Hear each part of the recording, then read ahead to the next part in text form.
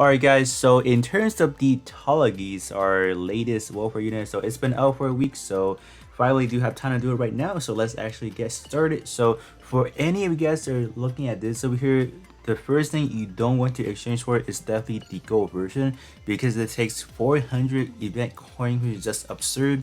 So this is definitely a no-go. So what we want to do, we want to be getting the 3-star version, because eventually you just have to upgrade them. Let's say you don't want to invest into it whatsoever, you just want it for the collection purposes. So I feel like 3-star version is good. So let's say if you do want to upgrade it, I don't even think the costs for getting these are not as expensive as getting, let's say, this one of it. So that's what most people tend to do. Don't get the gold star version, but start off with the 3-star version. So I do need to get roughly about 12 copies of these over here, because I have not picked it up yet. So let me pick up everything, since I do want to talk to you guys about how to actually farm these up. So most of the time you will need to pick up 12 copies of it in order to fully max out either the portrait or the EXQ. So that's what we'll be doing. Just gonna pick up 12 copies, because I do already have 1 copy of it from just clearing the mission. So let me get everything over here, and then we'll go back into the actual build and talk about how good is the Tallgeese Endless Waltz version here. Okay, so these are going to be the following stat that we are working with in this Tallgeese Endless World version. So I did actually took roughly about 10 to 15 minutes, upgrade everything to 5-star level 80, and I did also took the opportunity to kind of put some marks into it. So I definitely put some marks, gold marks specifically for the head part, and then the doppelganger. So that's our this one's Okay, so I actually took some time to upgrade this unit overall to level 5, not level 5, 5-star level 80, and I also did put some marks. So in terms of gold marks, I put them for the head and then the actual ranged weapon, just because this overall unit is a little bit centric towards like maybe like a shooting build, so that's why I went for that. In terms of all the other part, I went for purple marks for the torso, legs, and then a backpack, and then for the armor I actually did have a little bit more gold marks, so that's why I went for that one. So let's kind of take a look at the overall portrait and see how good this one is looking like. So first things first, we are taking a look at head parts. So in terms of the overall shot attack, is actually not too bad, like 8,500. That is definitely a very respectable number, looking at it at a welfare section here, so that's not bad. In terms of the head portrait, this is actually very good as well.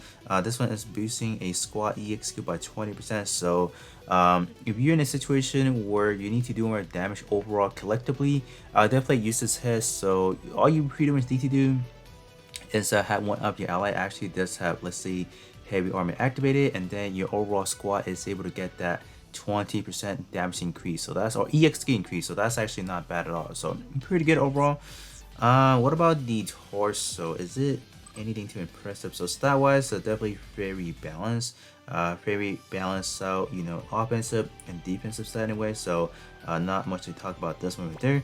Portrait wise, definitely not anything too impressive. So simply after 5 seconds elapsed, burning consumption reduced for 20 seconds. So so for this 20 seconds window, when you're boosting, for example, you will not burn out any of your you'll basically not burn out your capacity or your burning capacity or that gauge. So that's actually quite good. So but other than that, it's just for fun, it's not gonna be anything too meta breaking. So yeah. Alright, so looking at the arm, we do have an EXQ, so style wise, and this one is obviously going to be a little bit inflated, because this is a arm plus the shield right here. So yeah. But in terms of the overall gun here, the doppelganger, we have a B plus pierce and C minus power. So I don't think it shouldn't be that bad. We'll definitely try it out. I think we should be able to perform fairly well under my build, so we'll definitely take a look at that. Okay, so moving over to the leg section, so pretty much the same stat spread we have seen so far. And in terms of the portrait, we have a enemy melee power reduced by 20% or 30%, excuse me. So this one is actually not too terrible if you guys are looking for a free to play option that gives you this amount of stat for a reduction. I think this is definitely pretty good for your P attribute specifically, so no complaints on that. Alright, so moving over to the back portion now, we have, pretty much the same stat spread as well, But this one is actually quite important because we have an EX skill CDs reduced by 15%. So 15% is obviously like the starting ground, but if you guys are anyone out there that is looking for something up to this caliber, and yeah, this is definitely a very much a good addition because it's free to play. You can easily farm this one up to what?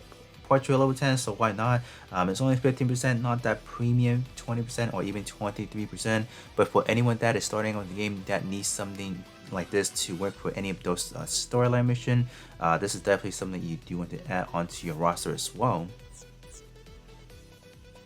Alright, so moving over to the Doppelganger, so stat-wise it's not too terrible, like almost at 10k, so that's definitely pretty impressive. In terms of the overall portrait, I think this is very unfortunate that they have it for only that first 15 seconds.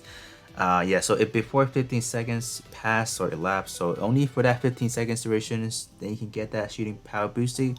But other than that, yeah, it's unfortunate, man. Like, I don't know why they cap it at that condition. Yeah. But if you pass that 50 seconds, this portrait becomes dead. You will no longer be able to use it. So yeah, how unfortunate is that? Good stat, but portrait sucks. Not much to do about that. So that's gonna be pretty much it in terms of just looking at the Wolfer Tallgeese over here. So we actually do have the standard version, so pretty much going to be looking exactly the same. So the benefit of having two exactly the same unit with different typings, we are able to take a look at this over here. So we have something called the link attribute. So this one essentially does allow you to gain additional 60% power boosting and then 2% damage mitigation. So pretty much how this works, if you have, so they're pretty much based off by the unit stars. So this one is a 5-star part, so we have 5 points.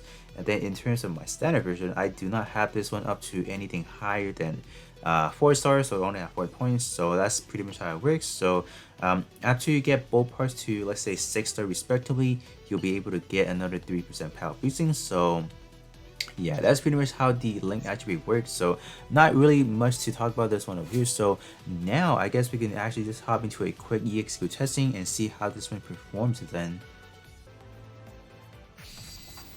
Alright, so we are in. So this EXQ is not going to be anything special, so we're just going to do this real quick. Oh, I thought it's going to launch into the air first then shoot. So this one is just a very generic EXQ. This hit somewhat good, right?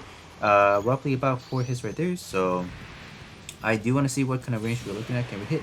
No. I thought we were going to connect right there. Is it because I'm actually hitting the wall? What about this one? Does not. So let me do show you guys a little bit of a secret about this EXQ. Since this is a beam EXQ, so you guys do know that beam shot where you guys do use the limit break for any of the middle shooter or the long shooter, you actually get a extra boosting. So these two are type advantage or type neutral. So let me hit this one right in front of me so you guys can see the actual stat for this one. So we're roughly doing about 46,000. So if I activate my limit break, you guys can see that we instantly increase the damage by twice the damage and then twice the output as well. So that is definitely the benefit of running these beam EXQ like that.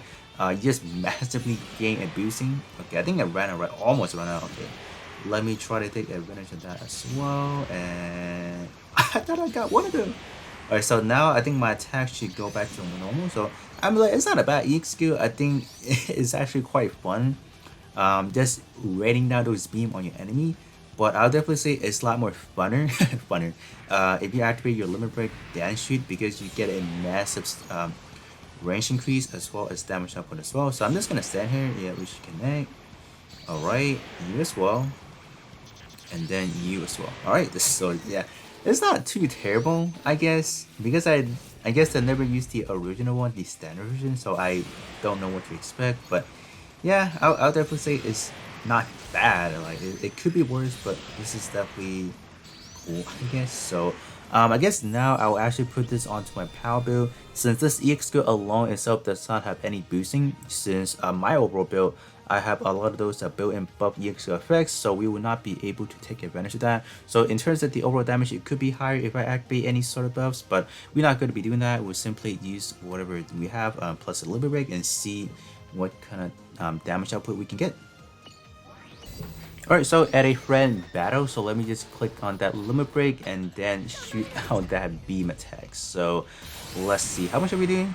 roughly about, it's not even, I would definitely expect a little bit more. So you roughly got about, 300k shot attack from that. So I was maybe expecting a little bit more, but I kind of keep that in mind. This is only at C minus power, so I guess I am expecting just a little bit too much. But with that being said, that is gonna be it in terms of the Tallgeese endless version. Overall, it's not the worst unit. Just looking at it from at 5-star marks and all that. But I'll definitely have to say, in terms of if you want this EXQ to be a little bit stronger, and unfortunately we just don't have the alteration for it. So I guess the next best option is to be looking at it at the standard selection. This one looking at the power only. Wow. So I guess wow. So I guess either way, the standard version does have a notch above the Warper version, just because this one does have a alteration. But with that being said, guys, that's gonna be pretty much it for me, and then I'll catch you guys all on the next one.